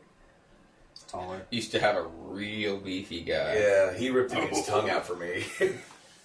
But, It was cool hearing interviews after the show talking about we're talking about like all these characters who haven't seen each other before being in the same scene. But you don't consider that like Kit Harington and Emilia Clarke have never filmed together. yeah. So he mentioned that like when she was coming to shoot the northern scenes, that was Kit Harington's place. Daenerys had never been to these remote locations, so you were getting to actually introduce characters to things that they'd never seen before. Yeah. You know? And even last season when Daenerys and Jon Snow were on Dragonstone, that was unfamiliar territory for Daenerys too. Mm-hmm. Sure. She was- And Jon. Yeah. John's yeah, never been down to Dragonstone. No. He's never been that far south. No. He's only known the north. If that's one fucking thing the Starks know, it's don't fucking go south. No. Yeah. Don't go south. We he's always only- die. He's only known the north and the true north. Yeah, true north. Yeah. He's That been up there. that was such a magical montage where the boys go north. That's what happens when the boys go out. You end up in the middle of a frozen lake with a fucking army of the undead surrounding you. Fight a fucking dollar for every time that happened. But ended up a little too north. I'm gonna drink this next sip or drink, whatever you want to call it, in honor of Thoros. Oh, I don't have a drink. Yeah, I'm out, but You can give me another How drink. did you enjoy that? it was alright. Yeah. Yeah. I mean, Nick will agree. I'm not the biggest fan of that style. Mm-hmm. Although I am getting more into stouts, Milky stout. milky stouts. It was very sippable, yeah. Yeah. I can sit here and sip on it. We're not here to talk about beer. That's for No, Brews no. with Yeah, Dudes, wrong show. Shout out, Brews with which Dudes. we're very excited to do all of these shows live at LaFiCon. Oh yes, we're doing a Dungeons with Dudes episode. We're doing Brews with Dudes. Brews with Dudes. Tyler and I are going to do a Star Wars panel. Mm-hmm. Mm-hmm. If Brandon shows up, he needs to be on that. I'm just saying. We're just going to Star Wars chat for a very long time. Awesome.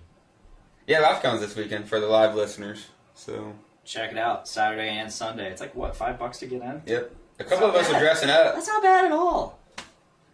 You should do Drogo again. This would be the time. Yeah. I rocked it pretty well, but I was like 30 pounds thinner last time I put it on. But you still got the hair. I still got the hair and everything The else. hair's probably I just had even a bigger longer. belly. Yeah, the hair's definitely longer. Maybe I'll pull out the Drogo. Well, do we think we covered it? I think we got it. Yeah.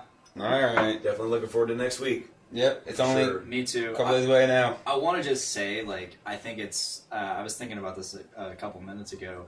I think it's so cool that me as a watcher, I started watching Game of Thrones just as season 4 was ending. Mm-hmm. So, you started around the same time, Yep. correct? But you had been reading the books. No, Okay. I got into it right at the end of season 4, slammed the first 4 seasons, Same. then immediately picked up the book. So, goddamn, we started at the exact same time. October after season 4 is when I started with. Wow, we all started roughly the same time. And That's then crazy. I did not know that. I thought you guys were like super fans before. No. No. I became a super fan after reading the books. Okay. And I read all the books before season 5 started. So I read Wow, you powered him. Yeah, you I did. read thousands of You did. pages I was there. in less than a year because I was in. I loved it so much. I remember living at Doom Room HQ Just- and just coming downstairs and seeing Nick, I'm just reading for the day. And I'd be like, you know what? I'm going to read a book too. And what was I reading? Some stupid Five Finger Death Punch book God that I damn. never finished. Good. Yeah, no, we never had like. If only their story ended as quick as yours did. God damn. Yeah, we never really had HBO, and then we ended up getting stopped by one of those Comcast douchebags at Walmart. Hey, what do you have? You. And he's like, well, like, do you have internet? Yeah. Actually, and that's when he found out that we were still paying like a lot more for an internet speed they don't offer anymore. but Wow. they didn't bother to tell us that we were just grandfathered No, into of this course lower not. speed.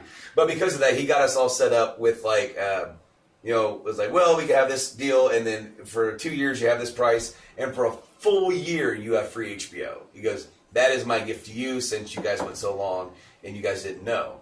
And so there I'm sitting there with HBO, and sometimes it's so hard to get the wife to want to watch anything. That's how we started watching Breaking Bad. I just started watching. Oh, I'm trying to get Miranda into Breaking Bad. But like with Game we of watched Thrones, episode 1. like if I bring it up, Tough sell. sometimes I'll get a no or whatever. That the same with Walking Dead when that first started. I had to start it by myself, and then she saw it and made me start it over. With Game of Thrones, I literally just started it like on demand. She goes, "What are you watching?" I'm like, "Game of Thrones." Oh, okay. I forced Miranda, much like Breaking Bad, but Miranda, like we stuck with Game of Thrones, and I forced her. I had talked You're to gonna Nick keep Torres, who is the one of the namesakes of this podcast that's never been on this podcast. Yeah. But I talked to him first. I'm like, I've been wanting to watch it. He goes, I completely recommend it and can't wait to talk to you after you watch some. So it's funny because as I was watching, I was working with him almost every day, and we would have like a full podcast breakdown of where I was at and what I'd watched. And it was cool for him because like he hadn't watched any since season 4 had ended, and he hadn't gone back and rewatched since maybe season 3 or whatever. And so like almost been a year. So going back where I was, he's like remembering things and talking about things. And it was really cool, and I got to do that leading up, and then to where I was, caught up with season 5 and everything. And of course, like it's hard to say for a show like this what season has been the best season. Yeah. I can almost tell you what my least favorite is, and that's 5. Yeah, 5. Because it's a lot of positioning, a lot of just moving, just Yeah. Shifting characters to totally different areas. to get where we are now. Season Yeah. 5 is a much better rewatch than it is a watch. Is it? Because when I went to rewatch, I was like, we don't have enough time to start it all over. Like, I'm just going to start with 6. Because I know what happens, and 6 is where shit really picks up. Yeah. It gets us to where we are. But, I can almost say that I think, like, season 4 was just amazing. Yes. So many things in season 4 were just top notch. I mean, Yep. the battle at the wall, then you had, like, The Viper in the Mountain. the Viper in the Mountain, the holy crap. That was That's where I decided I was going to start watching. I was spoiled about 2 things before I even started the show. When the show started, the article I read, I'm like, what's this show? Mentioned the death of Jon Snow. Because it was in the book, right? Yeah. Because they're talking about characters, and like, it'd be interesting to see what happens to these characters since they die. And I went, and I didn't even know what they're talking about. And then all these years later, I kind of forgot about it until it was leading up. I'm like, oh shit, I forgot he dies. I said that to myself. I didn't say it to my wife because she's like, and I'm like, leading up right to that scene, I'm like, I bet he dies here. I was totally caught off guard with the Jon Snow dying. I hadn't had that spoiled at all until I read it. And then I was like, and it is the last 10 pages of the last book released. So you're like, what the fuck? And that's it. I was spoiled about Ned dying, and that's the one that I remembered when we started. That's why I started, because it was Sean Bean dies and everything. Right. Well, that wasn't exactly what it was, but right as soon as we started, I'm like, okay, these characters. And I'm trying to remember, like, because I read that article like 3 or 4 years ago at that point, right? Right when the show was getting ready to start. And I'm like, okay, so then he dies at some point. So, like, of course, I didn't know when or where, when it would be. So, it was still a surprise. And then, of course, the show blew up, like, with the Red Wedding. And Didn't expect that one either. And I was then- sitting there just talking with people, and it was like corner of my eye. I'm like, oh my god, oh no, because fucking so many main characters die so quickly. So like I didn't know what it was, and I didn't know. All I knew that it was bad. All I That's the only thing heard that I was knew. Red Wedding. No one said it was bad. No one said it was good. I just heard Red Wedding. I saw just enough wait until you articles. see the Red Wedding. I saw enough article headlines to know that this was bad, and I knew whenabouts when it was. So like watching it, for the first time going through, it's like, okay, so near the end of season 3, and we're like leading no up, idea. up, and I all had of a no sudden, idea. all of a sudden they start talking about a wedding. I'm like, oh, Uh-oh. all right, so something bad's gonna happen here. I didn't know it was gonna be that bad. So the way I was watched incredibly Game of bad. Thrones, Rob, he let me borrow all of his DVD collections. Yeah. And I was like, I want to start watching Game of Thrones. So he's like, here's the first 2 seasons. Hey, I'm through those. Here's season 3. Sweet. Season 4 just ended. Torrented that shit. Oh yeah. Man, and that was like, I basically watched most of it a little bit before that summer shutdown, and then the rest of that summer shutdown, and then shortly after that I moved into your place. So then I had to wait a whole year for season 5. Did you guys have like watch parties? Oh yeah, we've had one every year since. I don't think I've ever watched Game of Thrones with you. That's weird. Yeah, we have watch parties every But year. I think Cody may have been watching it while I was living there. No, Cody and I were watching it together. Okay, so I did get a little rewatch action at that time. Because one of those things that he wasn't really into either, and I was like, no, dude. I think the only thing I really watched while I was there was Sons of Anarchy. Great show. I still haven't seen I watched it end with you. That was a good one. I haven't seen the new stuff, the Mayans. That's out. Apparently. Fuck. Apparently it's good too. Sweet. I want to watch that. Me too. Have you watched any Better Call Saul? I didn't watch any of the last season. I gave up on the whole I have a fire stick and it's hacked thing. Mm-hmm. I gave up on it. I sold my fire stick. Don't do it anymore. Better Call Saul is really good. And there's lots of people... I'm just waiting for it to hit Netflix. It's on Netflix. 4 is? Oh, no, new season? I don't know. I need 4. Which they usually throw shows up right before the new season. I wonder if they've got a clear end in sight. Unlike 6. the CW shows, they throw it up right after the end now, right? Yeah. CW. Because I saw in late May that you got all the CW shows. But CW, you can get the CW app Yeah, and watch all of that all right. for free, which is what I Yeah. do. Let's We're off Game of Thrones. We're Let's off get out of Game here. of Thrones. But I wanted to say, I think it's so cool that I just started a show mid-series, and now we're doing a podcast about it. About It's the real final good. season. It's really good Oh, stuff. yeah. so. And that's a testament to how much not only we love it, but how just good it is. No matter what the fucking haters say. This is just episode 2 of 6, and I'm very excited to keep it going. That's going to be tears. Absolutely. And this show, I'm sure, will be revived if there is ever another Game of Thrones Oh, they're type already, show. Yeah. they're already talking about the they spin-offs. are. They were talking about the spin-offs 3 seasons ago. Yeah, it's happening. There's at least 2 of them. Yeah. So, without further ado, this has been Game of King Chairs. You can check it out every Thursday live, and then we're dropping it on Fridays. The audio. The audio form, and you can check that out on Spotify, iTunes, Podbean, and Stitcher Radio. Brandon, thank you for joining us. Awesome. It's glad And- to be here. I'll be here next week. I do. Fuck, yeah. I'm already planning on it. And Sweet. check out Game Addicts Podcast, which Yes. he is host of. Yes, please do. On all those things and more. Just search Game Addicts Podcast on your favorite podcast provider, and you get all your nice Pro. audio. Dude, Well worded. Fucking pro. On all your podcast providers. we are live every single Wednesday on twitch.tv/Game Addicts Play, as well as our Facebook page. Check out all of our social medias at Game Addicts Play, as well on as the Thursdays, the audio, and Friday. If you missed our live stream, our beautiful faces are available to you on our YouTube channel. Please check that out. That is your one-stop shop for all of your Game Addicts content, including audio and video podcasts, as well as our gameplay videos as well. Damn. I really don't know who's better, you or Nate. Just sold the shit out of it. It's one of those things where, like, you know, you just get used to doing it, and you get a way of saying it, and it threw me off because there for a while we switched to every other week, you know, for recording because of the whole like surgery and stuff with Mike. So I kept flubbing myself. I'm like, we are live each and every other week. I keep telling myself that. But thank you guys so much for having me on. I should be back here next week. Can't wait to hear you back here again. We need to get John for an episode. He said this week's not good for me. I'm like, what week is, like, you better be there next week. He says that, and then he says, like, no, next week is what I want to be on. Next week we'll have Mr. Ryan Strasma. No shit. Yes, Mr. Ryan Strasma is going to be joining us. Are we going to get, like, a live, like, bass intro? We might. Hell yeah. Get him to boo, boo, boo, boo, boo. Oh, I can't wait. Nick, thank you for co-hosting the shit out of this. We co-hosted the shit out of this episode. And of course, we can check you out where?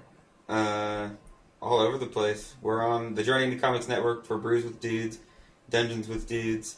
We're on all the places: Spotify, Apple, Stitcher, your other podcast providers. And you can catch us Brews with Dudes and Dungeons with Dudes. We'll live stream sporadically. But our audio always goes up on Saturdays for Brews and Sundays for Dungeons.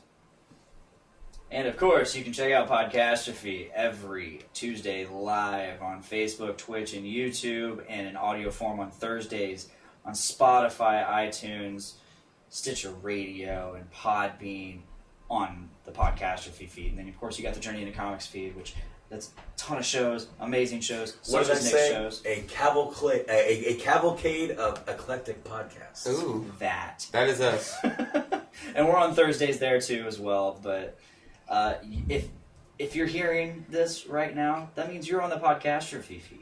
You've already subscribed to us, so head on over to Journey into Comics. Subscribe to them; they deserve it. You know, like Brandon just said, a cavalcade of amazing shows of eclectic podcasts. Whatever you want. What are you into? We got it. Oh yeah, We we got it definitely covered. do. So if that is all. Thank you guys for listening. And we'll see you next time on another episode of Game of King Chair. Dun, dun, dun, dun, dun, dun, dun, dun, dun, dun, dun, dun, dun.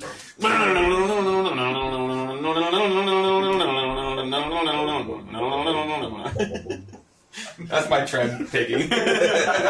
Mouth trim pick. Bye guys. Awesome. Alright, thank you for watching live feed. We will see you next Thursday, right here.